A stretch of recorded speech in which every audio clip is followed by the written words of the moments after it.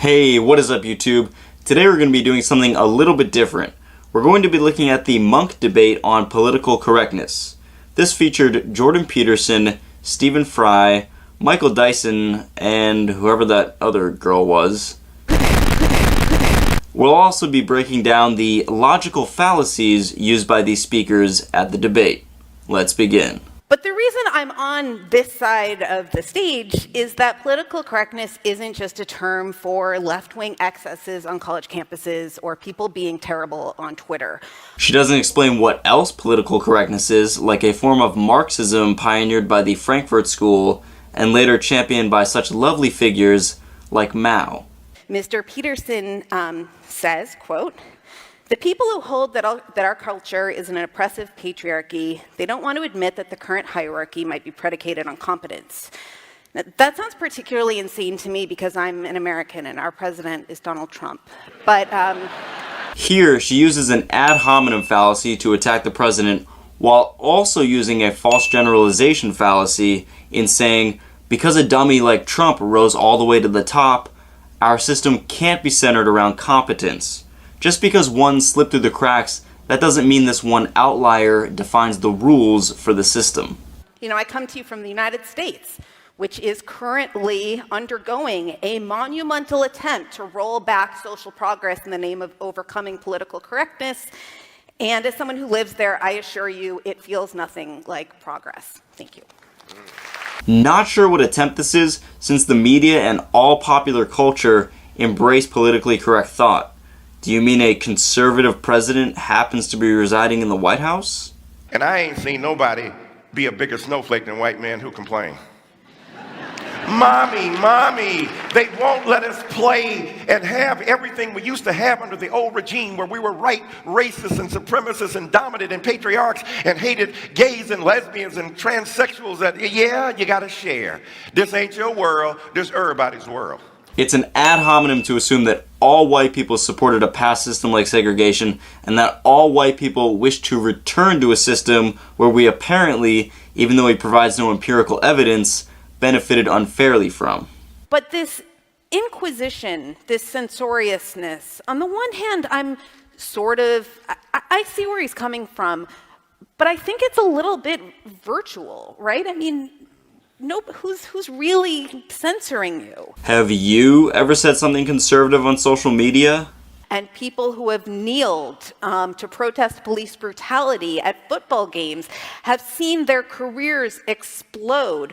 Here is a correlation proves causation fallacy, assuming that the termination of a football player and subsequent censorship of his ideas stem from his political stance. In reality, the football player you're talking about is Colin Kaepernick, and his career exploded, as in didn't explode and didn't go anywhere, because of his bad performance in games. Other football players did just fine when they took on these same political stances as Kaepernick. Thomas Jefferson was one of the great arbiters of rationality, but he was also a man who was a slave owner. How do you reconcile that? That's the complication I'm speaking about. That's not either or. That's not a collective identity. Thomas Jefferson believed in a collective identity, that is, during the day. At night, he got some Luther Vandross songs, went out to the slave quarter, and engaged in sexual relations and had many children with Sally Hemings. His loins trumped his logic. This is the appeal to hypocrisy fallacy. Just because Thomas Jefferson didn't practice what he preached doesn't mean his sermon wasn't logically sound. It just means that his character has flaws, not the logic in his argument. You're a category creep, Stephen. Can you respond to that? It's nice. I'm still very lost about why we aren't talking about political correctness. We're talking about politics, and that's fine. Yeah, I'm lost as well. It's an hour into this debate, and yet no one has addressed the topic of political correctness or the phrase which is the topic for the debate. 300 years of holding people in servitude, thinking that you did it all on your own. Why can't these people work harder? Let me see, for 300 years, you ain't had no job. So the reality is, for 300 years, you hold people in the bands. You hold them in subordination. You refuse to give them rights. Then all of a sudden, you free them and say you're now individuals. Not having the skills, not having the skills. Yeah, who is you? Is it me because I'm white, even though none of my ancestors are related to past slave owners? What we're saying to you is that we have not been permitted to be individuals. We have not been permitted to exercise our individual autonomy and authority. Who is we? Also, anecdotal evidence fallacy. Let's assume for a moment that I've benefited from my white privilege. Okay, so let's assume that. That's a good fine. Assumption. That's what you would say. So, so let's say, here, let's get precise about this, okay? Was that very individual of you? Yes, actually it was individual of Jordan Peterson to say that, because you yourself have said white people have benefited unfairly. But I just want to answer Stephen 5 first, because you talked about, this is how we got Trump, and this is the failure of the left. And so I'm a journalist. I went to a ton of Trump rallies during the campaign in different parts of the country, and you're right. Everywhere I went, I heard complaints about political correctness, far more than I heard complaints about, say, NAFTA. But when you asked people what they meant by political correctness, they called a woman they worked with girl, and she got mad at them. And they could, you couldn't in public wonder aloud whether the president of the United States was really a Muslim. They didn't like that they couldn't make gay jokes anymore. Again, anecdotal evidence. Trump rally participants don't speak for everyone when defining political correctness. You're beginning at a point that's already productive and controversial. You're saying, how can he get his equality back? Who are you talking about? Jordan Peterson? Trending #1 on Twitter? Jordan Peterson with an international bestseller? I want him to tweet something out about me in my book. Jordan Peterson, right? This is what I'm saying to you. Why the rage, bruh? You're doing well, but you're a mean, mad white man, and you're gonna get us right. It doesn't get more ad hominem than that. But you're a mean, mad white man. This is where Michael Dyson lost the debate. I'm sorry. Such a blatant ad hominem attack really shows that you're not an intellectual titan. What I'm saying to you empirically and precisely, when you ask the question about white privilege, the fact that you ask it in the way you did, dismissive, pseudoscientific, non-empirical, and without justification, the truth is that white privilege doesn't act according to quantifiable segments. It's about the degree to which we are willing as a society to grapple with the ideals of freedom, justice, and equality upon which it's based. If white privilege isn't quantifiable, then how can you prove it exists? Empirically and precisely. So I don't think Jordan Peterson is suffering from anything except an exaggerated sense of entitlement and resentment, and his own privilege is invisible to him, and it's manifest with lethal intensity and ferocity right here on stage. But you're a mean, mad white man. Which is ironic because he asked you to teach and show him how to see that white privilege. So on the one hand, yes, of course, is due process important? Obviously. I think that when you look at who has actually lost their jobs, who's actually lost their livelihoods, look around. It's not people in general on a McCarthyist rumor. It's people who took their dicks out at work. It's people who, they're...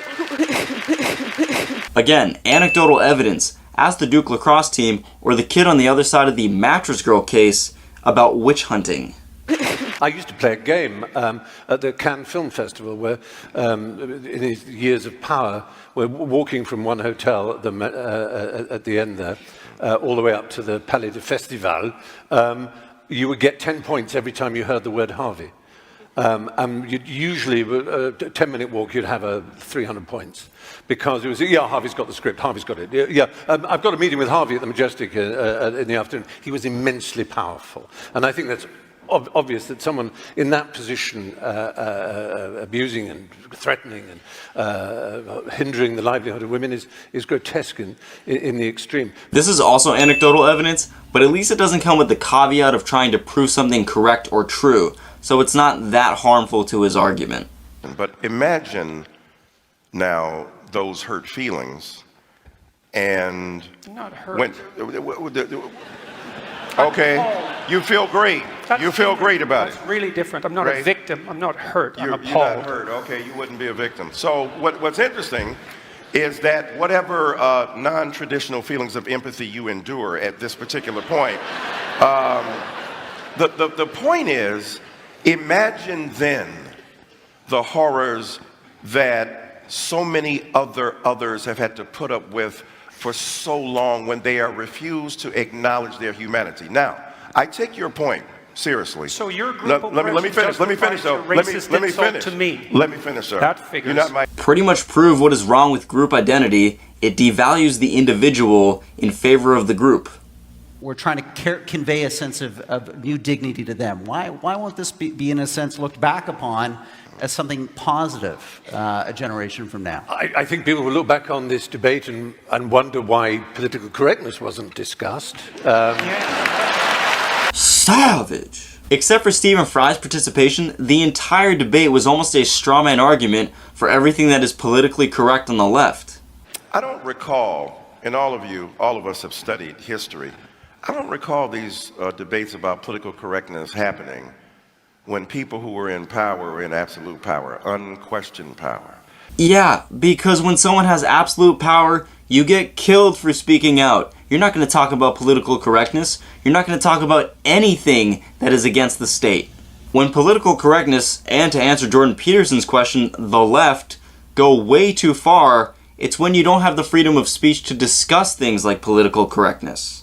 It's threatening to go too far in identitarian Europe, that's for sure. Mm-hmm. It's gone too far in Charlottesville. It went too far in Norway. Like, how long a list do you want? And why am I required to produce that? To show you that I don't like the identitarian right? I just thought I'd ask you. I was actually asking you a question. So your assumption is somehow that I must be on the side of the right. It's like, look, the right hasn't occupied the humanities and the social sciences. It's as simple as that for me. If they had, I'd be objecting to them. To be fair, he could have explained why he chose left in his question a little bit earlier. I do understand the confusion of the people on the pro side. This strange paradox that the liberals are illiberal in their demand for liberality. They are exclusive in their demand for inclusivity. They are homogeneous in their demand for heterogeneity. They are somehow undiverse in their call for diversity. You can be diverse but not diverse in your opinions and in your language and in your behavior. And that's a terrible pity. Englishman for the win. Would you like a spot of logic? That's all I got for you. I'm sure there are a ton more logical fallacies that I didn't point out, but as you saw, the most contentious point of the debate was when Michael Dyson brought up Jordan Peterson's race. However, judging by how the audience voted on the topic, Michael Dyson may have proved the opposition's point in doing this. So, what have we learned? Well, be logical in your arguments, and don't use a strawman argument like race, especially when you're talking about something like political correctness. As always, thanks for watching and supporting this channel. Let me know down below what you think about the debate. Also, do you like this style of video? If so, I'll do more. Let me know in the comments below. Until next time, see ya.